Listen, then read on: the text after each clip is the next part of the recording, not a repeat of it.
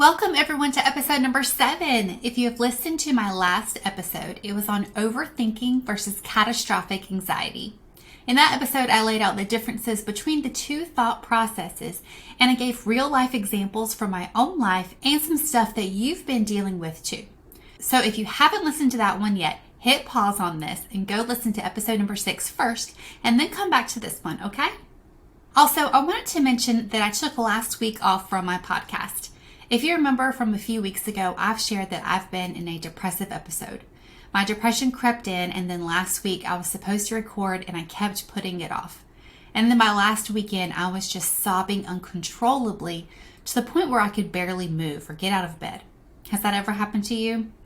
So needless to say, I took the week off from recording and just really focused on myself. I still have my moments of depression, but I'm not sobbing uncontrollably like I was before, so that is a win. So before we get started, if you have liked any of my previous episodes, please consider subscribing to this podcast so you can get updates on new episode releases. It's just a small way in which you can support me. And if you're watching this on YouTube, please go ahead and like and subscribe. It really does help spread the word to others that this podcast and this channel even exists. So let's go ahead and jump on into today's episode.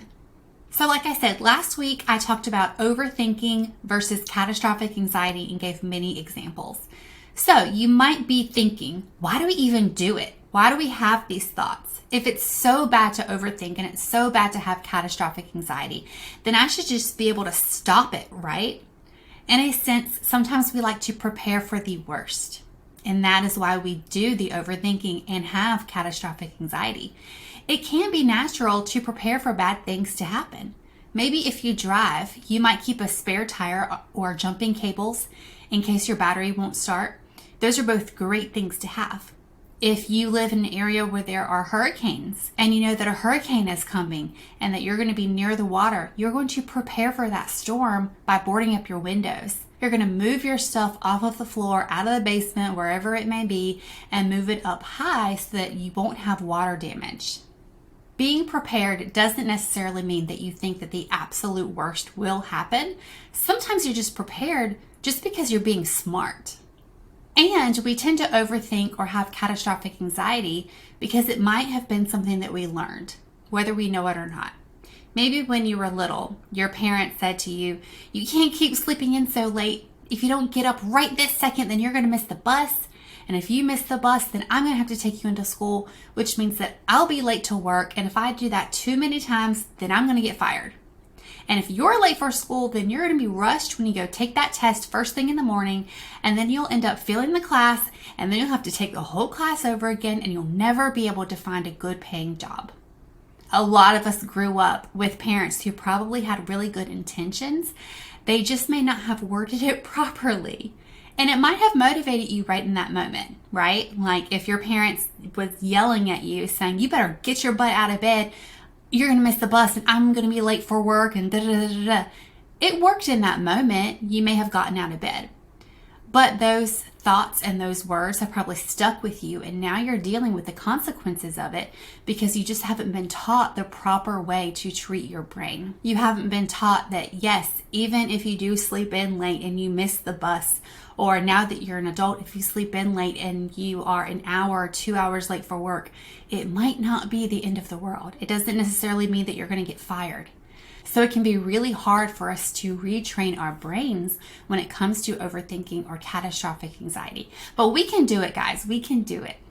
So like I said, you might be feeling like you need to prepare yourself for whatever is about to come. So that may be a reason why you overthink.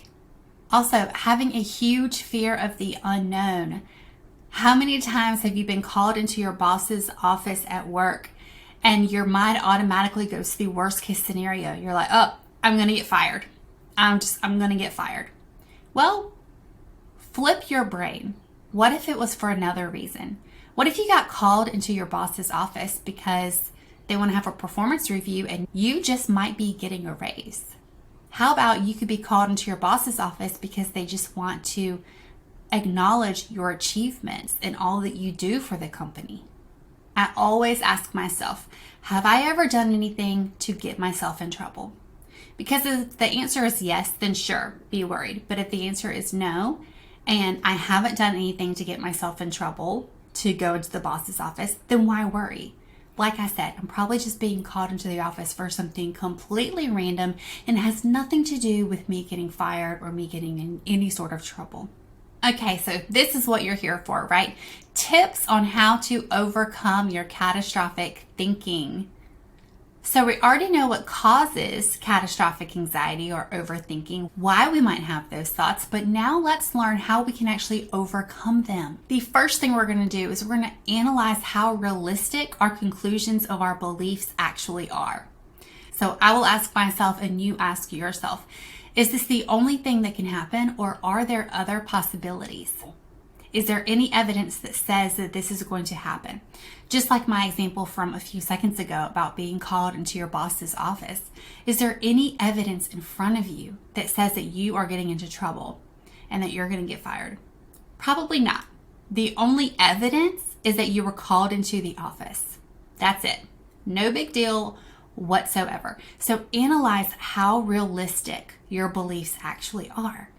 The second thing we can do to overcome our catastrophic anxiety or our overthinking is to think about the emotions that are tied to our beliefs.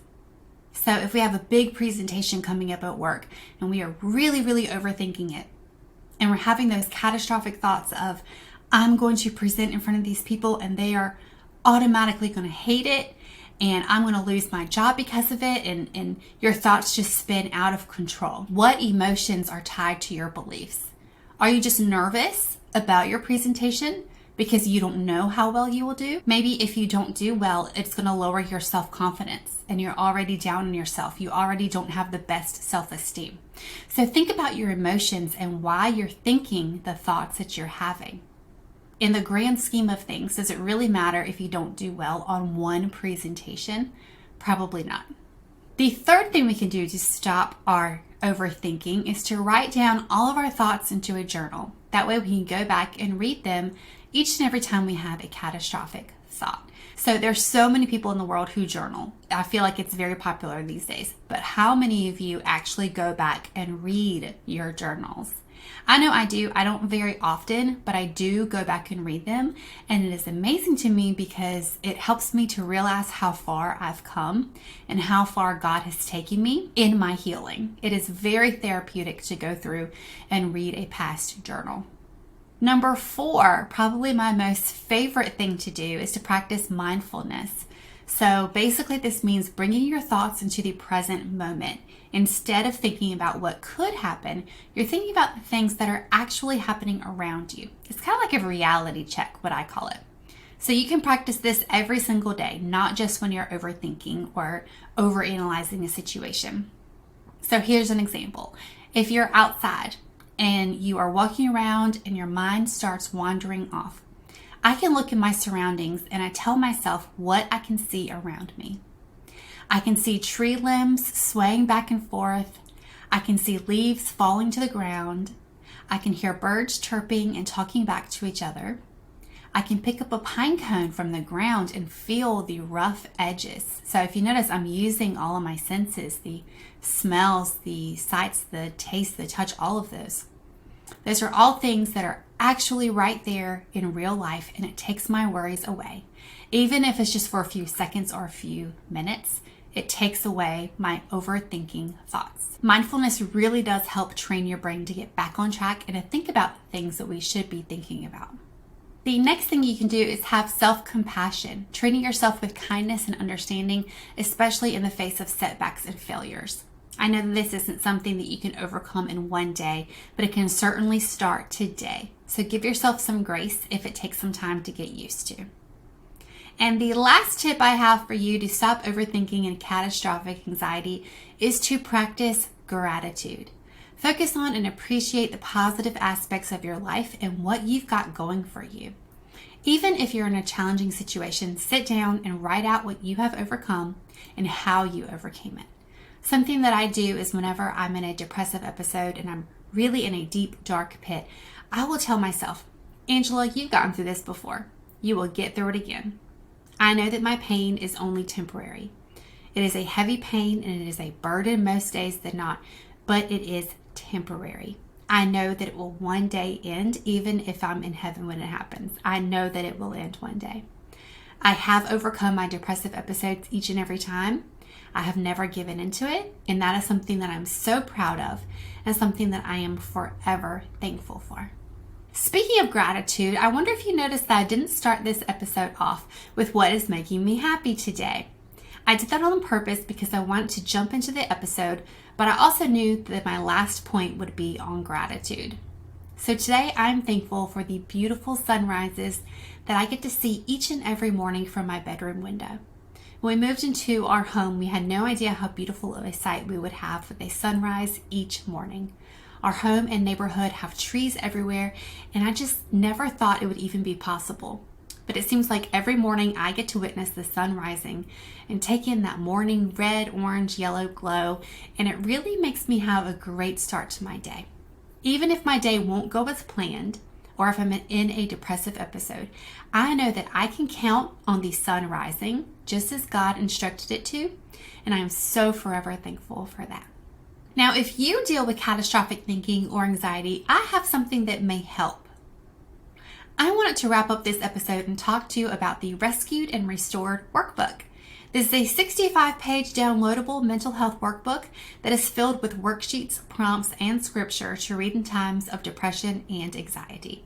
This is not your mama's old-fashioned journal.